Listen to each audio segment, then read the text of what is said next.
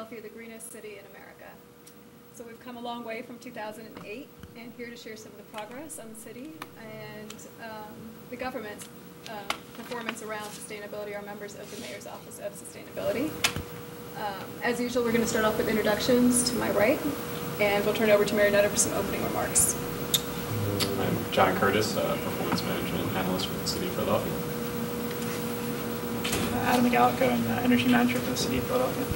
Alex Dews, Policy and Program Manager, City of Philadelphia. Catherine Gajewski, Director, Office of Sustainability. I'm Sarah Wu, I'm the Policy and Outreach Manager in the Office of Sustainability. Rich Free, Program Associate, Mayor's Office of Sustainability. Fiona Gregg, Deputy Budget Director. Everett Gilson, Chief of Staff and Deputy Mayor for Public Safety. Michael Nutter. Jackie Linton, Director of the Center of Excellence. Go ahead, Mayor Nutter. Would you introduce yourself? Oh, okay. I'm Lila Alakush. I'm the Director of Performance Management here in the City of Philadelphia, and Philly-Stat is one of our programs. I didn't want to leave you out. Mayor and Jackie, thank you very, very much. The issues, I'm sure many of the issues we're going to discuss today are some of the leading topics of discussion nationally and internationally with regard to sustainability and climate change and how we protect at least the city and its environs, as well as turn it over to children and grandchildren and future leaders in better conditions. So I'm excited about this Philly-Stat here today, and I know that there's been a lot of progress. Some days it's hard to keep up with all the progress. So with that, I'm going to turn things back over either to Jackie or to Catherine. Actually, Catherine. Great. Okay. We'll get started. So I'll just give a little bit of background and context here, and then we're going to dig into a few content areas in particular. But we are the Mayor's Office of Sustainability, or most of the Mayor's Office of Sustainability. We released GreenWorks in 2009, so we are in our 6th year of implementation, and we continue to put an annual report out each June that summarizes the progress across the plan, and then reports out both at the initiative level and also at the goal level to provide the public and folks within government with some high-level information around where we're trending as a city in relation to our GreenWorks and sustainability goals. So just a quick snapshot, the majority of the plan is either underway or complete, so 160 of the 164 initiatives are in some state of play. Work is kind of continuing on most of the existing or the remaining initiatives, so some we've kind of changed our stance on since GreenWorks was first put out 6 years ago. So that's a quick summary. We're making good progress, and we have partners across government who are playing a role in making it happen. So we'll give a quick overview of that. A quick summary kind of how GreenWorks is structured. So GreenWorks is organized across 5 different areas: energy, environment, equity, economy, and engagement. So we've stuck to this. We've stuck to our 15 goals. And we made a commitment early on. We decided that we weren't going to be moving the milestones or the metrics, that we were going to, even though some of the goals we set back in 2009 are imperfect or the context may have changed, we decided that we weren't going to be moving the goalposts, that we were going to stay with the goals as they were first written, and if we surpassed some, we would tell that story. If we fell short on others, we would tell that story as well. So we'll report out today in terms of the context of the original and existing goals. We were asked to show how our office is organized. So this is kind of our general organization. One change to note to both of you since the last time we've all talked about this is the city's former energy manager, Kristen Sullivan, who is within the Mayor's Office of Transportation and Utilities, has moved on from the city. So working together, our office and the Office of Transportation and Utilities decided that this was a real opportunity to merge what had been bifurcated roles between our 2 offices. The Office of Sustainability had done demand-side energy management focused on energy conservation. Transportation and Utilities had done energy supply, so the purchasing of the city's energy. We decided it really made sense, and it worked because we all get along really well and can work together nicely, but we decided that wasn't probably the best lasting solution. So we decided that this was an opportunity to merge those 2 energy functions into one strengthened energy office, and Adam McAllico is now the city's energy manager, doing all of the energy supply and demand stuff. And he's reporting dually for now between transportation and utilities and our office. So that's one change to note. And our goal is to further strengthen and make independent that energy office so it's well positioned to endure a transition in administrations. So as you guys all know, we play a central coordinating role within city government and our many external partners in terms of implementing GreenWorks. So sometimes we're a cheerleader, sometimes we're a project manager. We kind of play different roles depending on what the initiative is and what the needs of moving that work forward are. But we continue to have a really, really good experience working with, I think now pretty much every department and agency feeds into GreenWorks in some way, shape, or form. That continues to happen. Those partnerships are growing, and they're extending now beyond city government into some of our quasi-governmental partners. Both SEPTA and PHA have put out sustainability plans that are modeled after GreenWorks, and now the school district is actually in the process of doing a sustainability plan focused on their operations, also modeled after GreenWorks. I'll buzz through these very quickly. This is really just meant to show a quick snapshot of our budget. We've been primarily grant funded over the last 7 years. We were a recipient of about $40 million in ERA grant dollars through the U.S. Department of Energy that they're expiring on November 1st, so we're at the end of that federally funded road.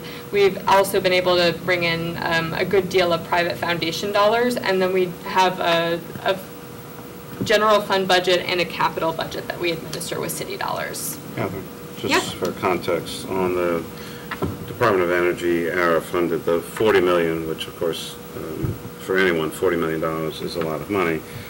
I take it that the overwhelming majority of those dollars were for projects, not for people. Oh yeah, we actually, so I was the manager on both of those grants. Yeah. Those dollars, yeah, no, actually we were very well below our 10% administration cap. The bulk of the dollars went to physical infrastructure projects and also to a revolving loan fund that makes loans to homeowners and businesses in the 5-county region for energy efficiency upgrades. So we're well under that cap in terms of administrative costs. So just a few last things, and then I'm going to turn it over to Adam to talk about energy. So I was mentioning kind of we play this bifurcated role between sometimes being just a central coordinator, an information hub, and sometimes being a direct program manager. So we've initiated a few discrete projects over the last 6 years that our office is the lead on. Those are the GreenWorks reporting, which our office oversees. Alex is going to talk about the benchmarking program, which is now kind of operating as a separate program. EnergyWorks, which I just mentioned, which is our energy lending program in partnership with PIDC and the Reinvestment Fund. The Food Policy Advisory Council, which Sarah will talk about. Waste Watchers, which I don't think we're going to get to today. But these are the kind of discrete programs within our portfolio that we've established and have been running over the past couple of years. But we're going to start and do a quick overview on energy, which has been a real priority issue for the Office of Sustainability and which Adam leads our work on. Great. So as Catherine was saying, we now have kind of a one-stop energy shop for all municipal operation work. The external and the community work is still being done by the Office of Sustainability. But the office does everything from procurement, bill auditing, data tracking, as well as some project implementation and conservation programs aimed at reducing our usage. Over the past several years, our energy usage has increased slightly in the general fund and in the water department and the city as a whole. Why is that? So the water department is, if you look at the draft, kind of leading that charge. And as we were discussing a little bit before you got here, the one of the main problems there, the challenges there, is that natural gas use has increased, but electricity use has been decreasing. So overall, our greenhouse gas emissions are going down as a municipal government, but it's at the expense of kind of that fuel switching. So we also have had some problems with our weather over the last couple of years, and so that's been challenging to as we've got extreme weather that's come outside the norm and really impacted our utility bills and our utility use. We have remained relatively stable in the general fund and street lighting functions. The energy use has been relatively stable over the last couple of years, which is a success. We also have several larger projects that are coming online. This past year in the water fund, the biogas cogeneration plant is now up and running. It started in late December. That project, again, reduces our electricity use dramatically for that facility, but it does come with some additional natural gas use as we supplement biogas that comes out of the recovery plant. The other larger project that we have is our Guaranteed Energy Savings Project. And that's the project for our 4 large downtown buildings. That project is about 90% complete right now. We're already seeing substantial savings. In City Hall, we're saving about $25,000 a month on our electricity bill. Just recently, we retrofitted the clock tower lighting, which is kind of the one signature and exciting portion of the project, replacing some of the older fluorescent technology bulbs with LEDs that should last about 10 years. So we're excited for that. That's going to save about $40,000 annually just on that measure alone. So there's a lot of progress made and a lot of projects that are going in, but still a long way to go for our own municipal energy use. And so getting back to the question of whether, we've been measuring in much better detail over the last couple of years building energy use at a citywide scale, as well as weather and the heating and cooling demands for buildings. And you can see in this trend line that there's a really direct correlation between weather and building energy use. So it turns out that our baseline year of 2006 was both a mild summer and a relatively warm winter, so that makes it a hard year to work against. But still, this is just... We curse Mark Allen Hughes from time to time for that. Right. I think it just goes to the point that you need to think about measuring intensity and normalizing for factors like this that are clearly out of your control. But this also underscores the importance and value of energy efficiency in buildings because, as Sarah will talk about later on, climate projections tell us that we're going to continue to have more extreme weather, and 3 of the 10 hottest years on record are in the last 5 years. What happened in 12? We had a fairly mild year in terms of demand for heating and cooling. Compared to last year especially, we had high demand both in the winter and in the summertime. So we've been measuring this, as I said, also at the citywide scale, and we have a 10% reduction goal in citywide building energy use. And to date, we have seen an increase rather than a decrease, and we know a lot more about how this all works now that we have such good information from our utility partners, PECO in particular, PGW, and Veolia, which runs the steam loop as well, provide good regular data on this. And the key things in play here, in addition to the weather, are a lot of growth. We've seen a lot of new construction, particularly in the hospital and laboratory space, which is very energy intensive. Doesn't necessarily mean that it's inefficient, but a lot of new space coming online that's been driving those up. And the red trend line that you see there is natural gas. There's a lot of increased natural gas use, especially in the commercial sector. So that's really where we've been focusing, and that's the reason for developing the energy benchmarking and disclosure program, to get more information into the marketplace about how these large buildings are using energy and to highlight the opportunities to conserve, which are really significant. We also know now through tracking at both municipal and citywide scales that greenhouse gas emissions are primarily driven by buildings, more than half. That's true in all big cities, but we are, again, underscoring the opportunity to reduce greenhouse gas emissions by focusing on building efficiency, and particularly in the private sector. See, on average, these large commercial buildings waste about 30% of the energy they use. And there are a lot of different reasons for that, but the main one is that it's just a lack of information. People don't understand how these buildings are using energy and how much better they could be doing by looking more closely at it. So the value of having all this information available is starting to come to bear now that we've got 2 years of experience with it. And we continue to report out both on municipal and citywide emissions and track ourselves against our peers, as you can see here on this map. One thing there too, I think we're very interested in reducing overall building energy use and reducing greenhouse gas emissions in the city. We also know that within most private sector companies, reduced utility bills increase local spending and increase local hiring. So those are dollars that are usually not reallocated within a capital fund, but go into largely hiring and kind of local investment. So there's kind of dual benefits there. Right. And so when we, and I know the program is relatively new, we get this information shared with the businesses, although in many instances, especially for big buildings, you would think, since somebody's paying these utility bills, that someone is actually paying attention to this. But upon sharing the information, I mean, they know that those savings, I mean, literally go right to their bottom line. Are we seeing any reaction by the private sector to getting this information, understanding that they could save money just for themselves. And as Catherine talked about, I mean, spend it however they're going to spend it, but, I mean, truly just contained within their building, you could save money. Are we seeing any examples of folks taking that next step to better understand that and then take action?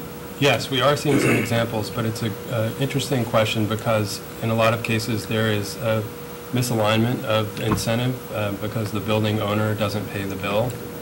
So the way that leases are structured creates what's called the split incentive, and that's something that having the information available for both the owner, the tenant, and even the operators and the brokers, that's why this is so valuable, so that you can start to create a value for energy efficiency, to assign that value in the commercial real estate marketplace. And that's really what we're working on now. We just for the first time were able to share through the benchmarking program detailed information back to all the buildings that participated, ranking them against national benchmarks, but also against local benchmarks. Because looking at a utility bill and comparing it to the last month or the last year doesn't give you the information you need to manage the property better. So we're in the early stages of that, but we've already, from doing that, heard back from a lot of building owners who said, I had no idea how much opportunity there was. What can I do? What are the programs that are in place to help me? Is BOMA in this conversation? Yeah, they've been a great partner. And just talked to a BOMA building owner last week who's investing $2 million in a property as a result of getting some of this information back. Realizing that that $2 million investment is going to not only get recaptured, but ultimately probably save them even more. Exactly, exactly. I just want to shout out Alex and Rich. So we're in our offices in charge of enforcing the benchmarking law, and we've taken a concierge approach and offered technical assistance to building owners, and we're going to be able to expand that program with grant funding in the coming year. But we so far have achieved a 90% compliance rate with the law, which has been great. There's a kind of a cutoff by size, square footage? Yeah, it's 50,000 square feet, so buildings 50,000 and over, and that's about 2,000 buildings in the city, including our own city facilities. Okay. Just pretty much no two buildings are similar, but having said that, I mean, 50,000 square feet for a building, what does that look like? How many stories? So if it's one story, that's your typical big box store. And if it's multi-story, it could be any number of footprints. Offhand, do you know the square footage of this building? This is about 500,000 square feet. So. About? Yeah. Right. Okay. One question on the map. I take it that the smaller green circle is probably us. The bigger green, is that New York? It is. Is that okay? Yes. But what does it mean? I mean, is ours just dark because you wanted to highlight that that's Philadelphia? Okay. That's right. But all across, but for that, they'd all be the same color. That's so right. It's the size of the dot that is indicative of total greenhouse gas emissions for the city. Okay. So it's LA, Chicago, and New York are the top three. I should also mention a lot of that comes from the regional fuel mix too. So we have control over what we use. We don't have control necessarily over what we're getting from utilities. That kind of falls to state. Right. So it looks like it's pretty much going in the size of city is size of. For the most part, though, you'll notice West Coast cities have a lot more hydropower, which is much lower carbon emission. Right. And the one down in Texas, is that Houston? It's Dallas. Dallas. Yeah. Okay. And this is based on cities that publicly disclose their greenhouse gas inventories. Not all of them. Okay. Okay, so I'm going to switch gears slightly to the environment section of the plan and just highlight how recycling has been a great tool for us to engage residents on sustainability, and currently achieving a 73% diversion rate, and that combines recycling and waste-to-energy practices. So a lot of good things have happened. A lot of good engagement, and Philadelphians now understand it's not just an environmental benefit, but also a benefit to the bottom line, and something that by participating in recycling rewards, they can get something back for. So one of the places to highlight that we've exceeded the goal that we set.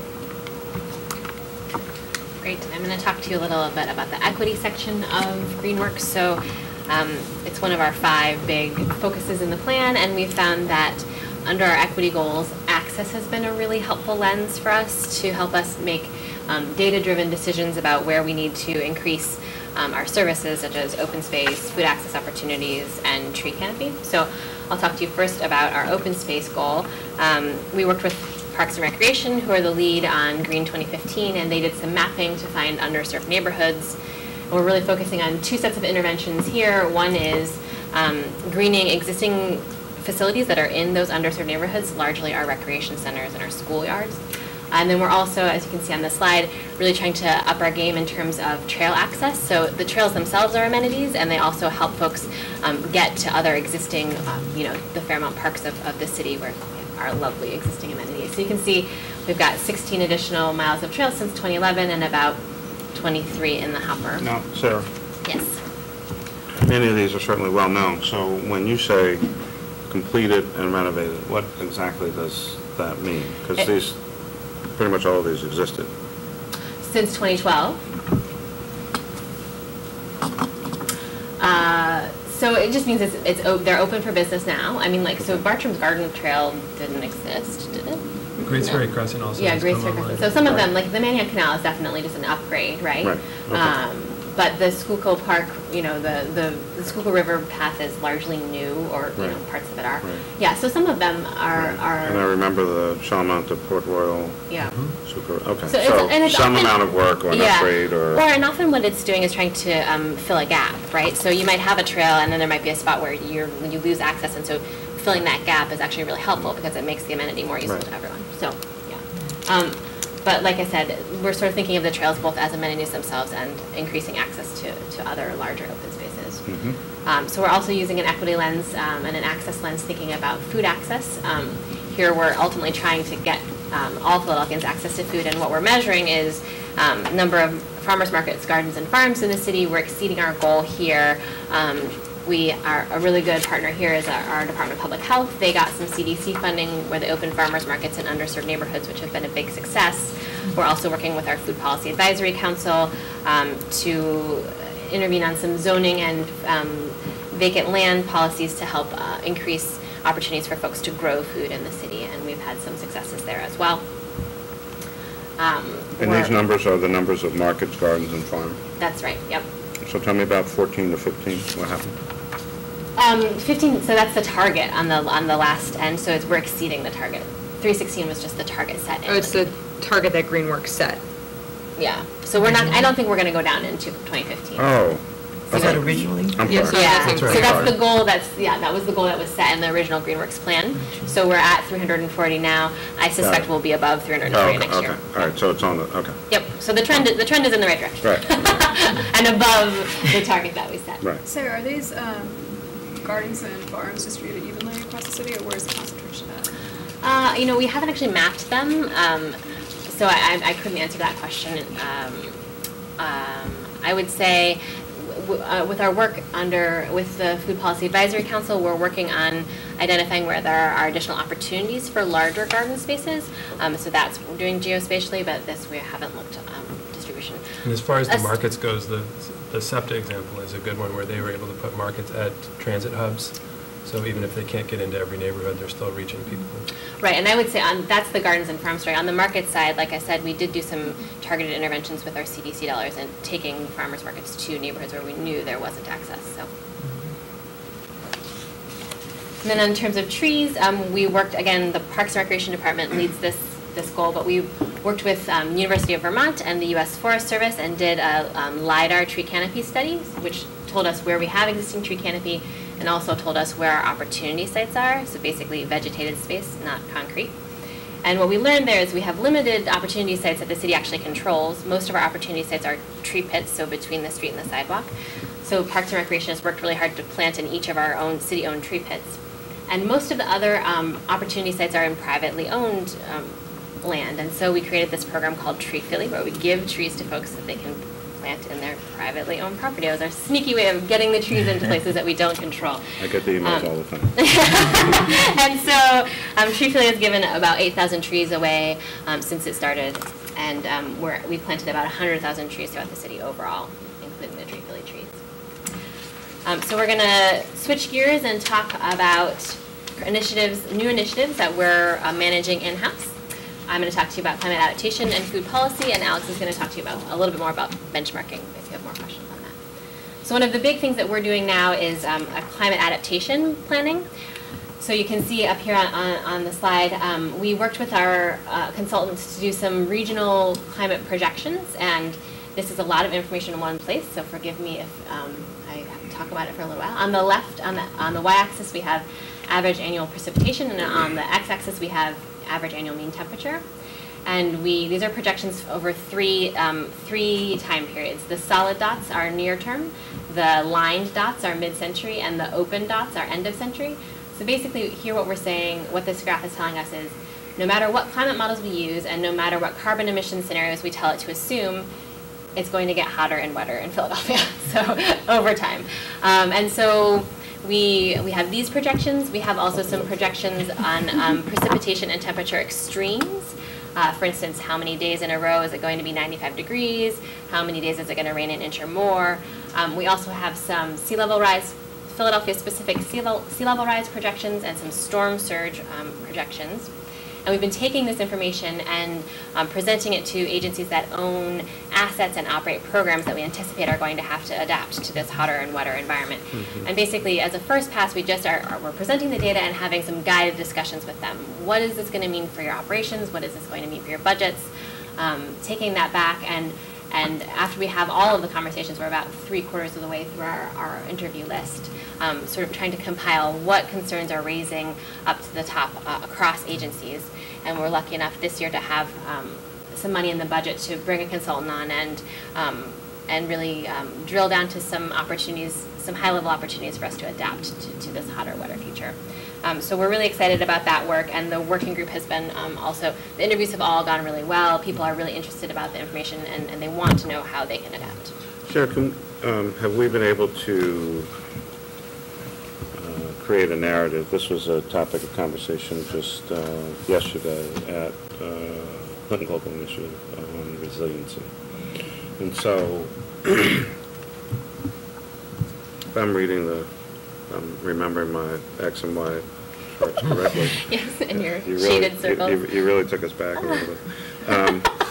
So let's go with what I think is the temperature. Mm-hmm.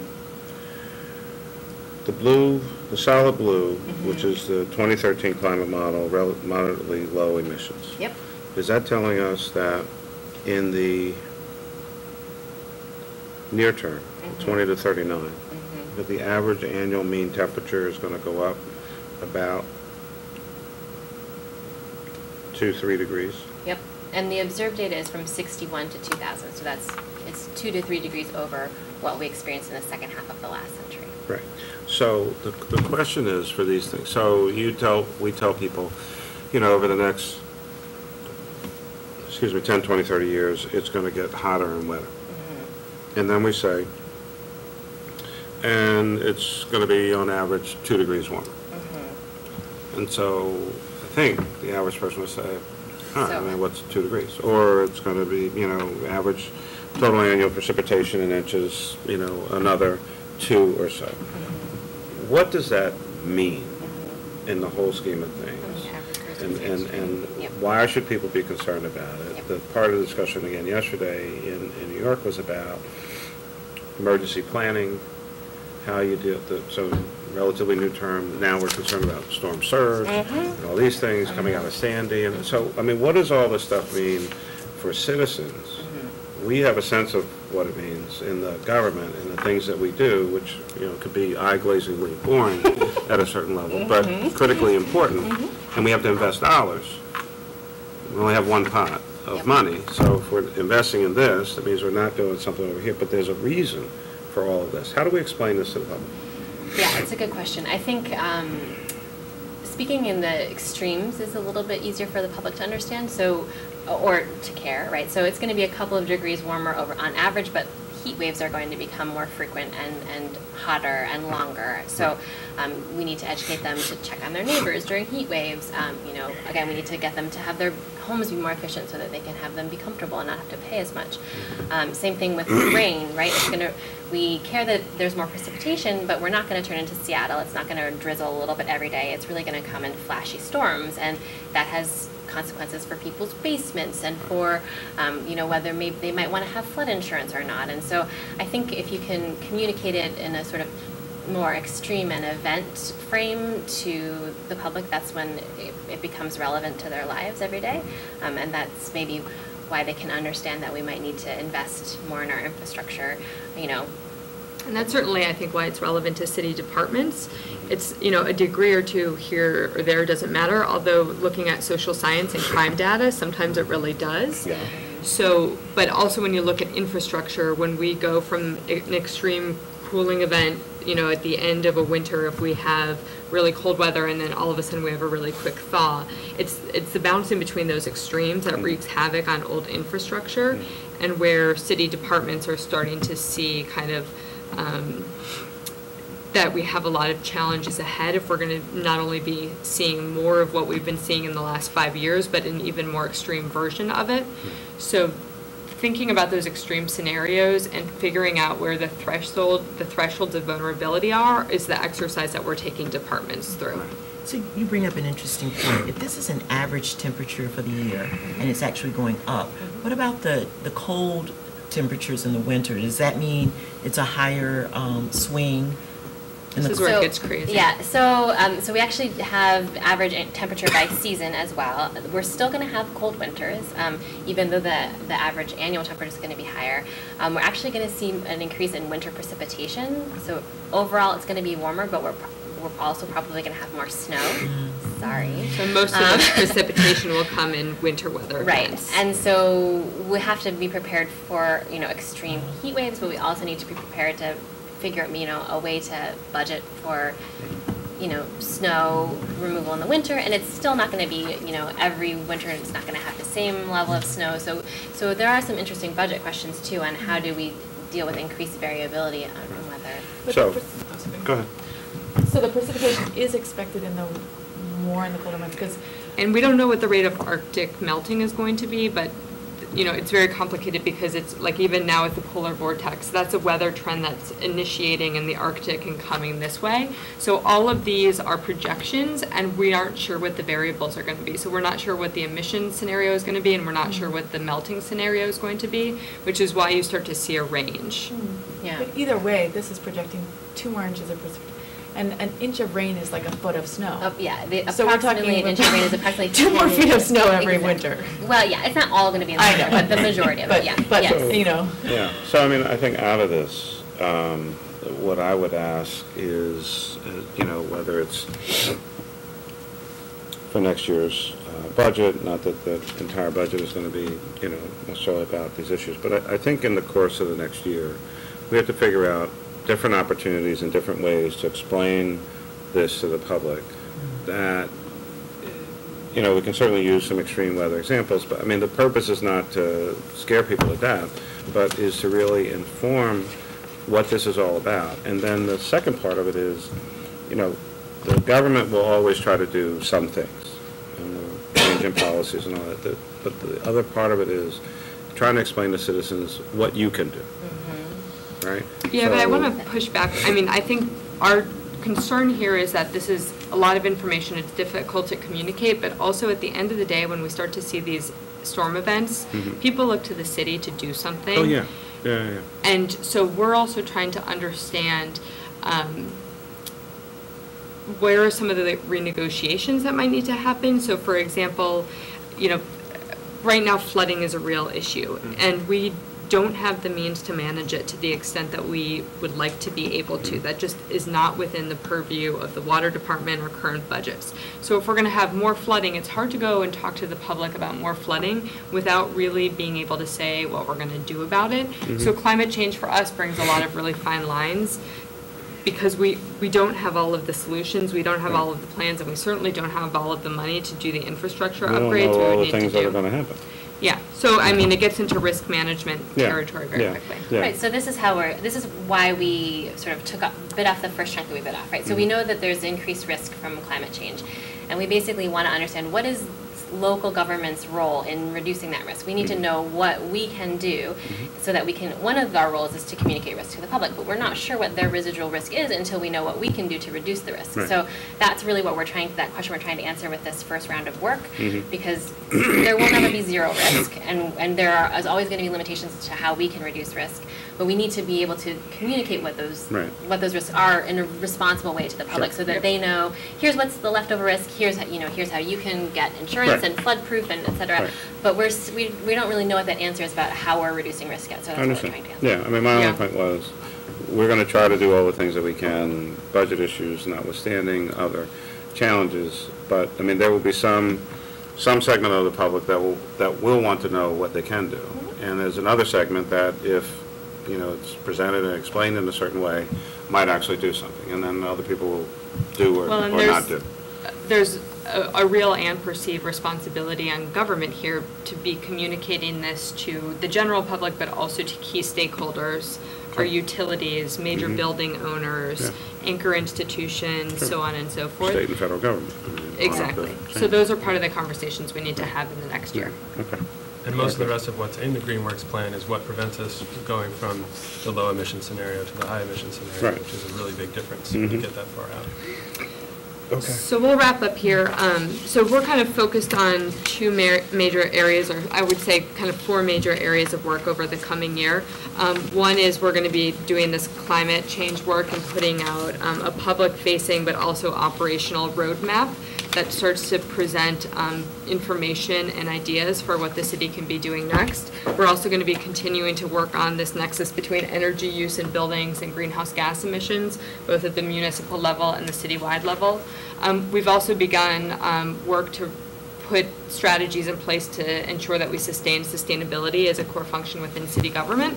So there is a ballot question on the November ballot around our office becoming permanent within city government, which is a result of a council initiative. So that's one piece of it for sure, but we're also trying to make sure that advocates outside of city government continue to relay why this is important to them, and that advocates within city government are well positioned to keep the work going, and that we're making sure that they have the tools available to them to help them to do that. And then we're all working together across government to put together our final GreenWorks report, which will be issued in June 2015, which will give a snapshot of work that we were able to do under this administration, but also do some information conveyance to future leaders around what worked, what didn't work, and ideas that we think could be advanced in the next term. One of the questions I have is related to just that transitioning. Came in, established goals. It's now been 6, 7 years, pretty soon 8 years. What does sustainability 2.0 look like, and where does it go? What are the new benchmarks that we have to start considering, and what are the financial implications of that? Do we have any idea? That's what we're going to be working on this year, and I think we kind of did a lot of, I call it this like first wave sustainability. So we kind of introduced a concept, we did some education around it, we started to figure out what kind of work we could do at the city government level that would tie into this, engage the public, engage city council, and develop some other champions. I think what needs to happen next is looking at these core metrics and really figuring out how you take this work to scale at a way that we mostly have not been able to do. And that also requires a realignment of core systems. We were talking with Fiona about our capital budgeting system. We don't do life cycle cost analysis right now in the city. So how can you possibly start making decisions with energy and greenhouse gas impacts, a part of them, if you don't do life cycle cost analysis? So I think there's some really big chunks of work that need to be taken up as a next phase in order to get to some of those really deep impacts. For the next budget, which I guess is the FY16, isn't that when the performance-based budgeting starts to go into effect, and even on the capital side? That's right. So with the FY16 budgeting cycle, we'll be rolling out the new budgeting system, which on the capital side will start asking all the departments to detail out the operating impacts of those capital projects. So that does get to the total cost of ownership perspective, and then also conduct a return on investment analysis for the new projects being proposed. So certainly on the capital side, we're working towards much better integration between the capital and the operating so that we're taking into consideration the operating impacts of the capital projects being proposed. So I think that will help, but we were also talking about also having more of a resiliency perspective from, you know, Catherine's office in the decision-making, you know, kind of on a more day-to-day basis. The scale of the work is just going to have to get a lot bigger. Right. Page 26, there's obviously been almost every year, last few years, some amount of legislative work in this regard. Are you seeing the same kinds of things or other things in other cities across the country? In terms of a partnership with City Council? That or just... in terms of the legislation that's moved. Yeah, got the Green Roof, the LEED, the Sustainable Business. So we're all, I think, constantly in touch with our peers in other cities to try to figure out what they're doing that we're interested in doing. We, as cities, have developed really good means of communicating and sharing information. We have a kind of like city-only website where we can upload documents, post questions, get responses, so that the information conveyance is happening frequently, and I think we rely on our peer cities pretty heavily, and then we also see that back. So we're certainly, you know, hearing just yesterday we had folks in from London meeting with the water department to try to understand how they can take some of the lessons learned from our green infrastructure program and bring them to the Thames work that they're doing in London.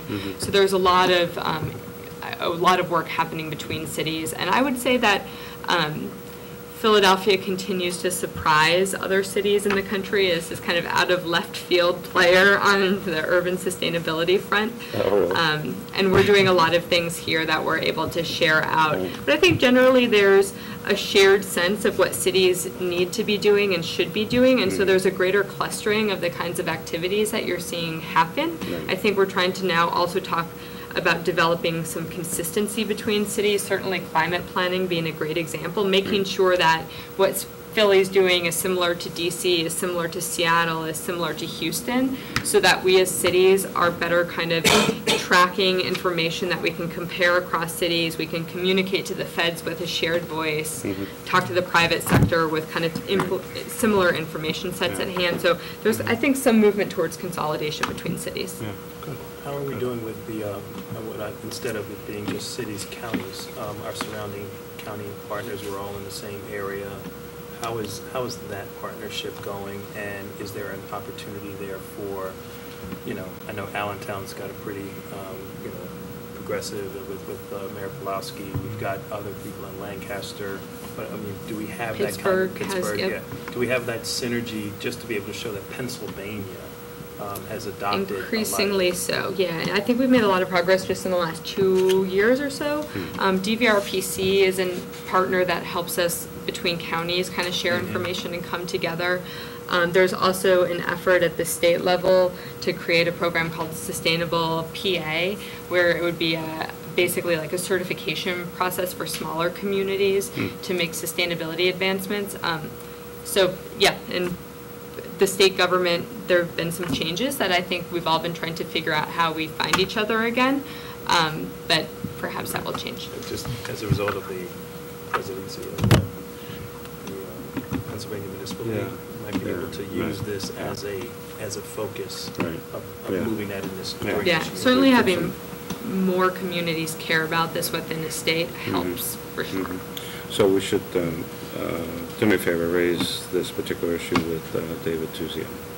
And we've already been talking with them on the Sustainable PA program. We did some things at our last meeting around education for the Pennsylvania Municipal League, just, you know, kind of pre-K. Yeah, it's hard because Philly's just such a different animal in the Pennsylvania context, so I think we come into that, even with the counties, they're structured so differently, their capacity is a little bit different, so we try to figure out the areas of common focus. Okay.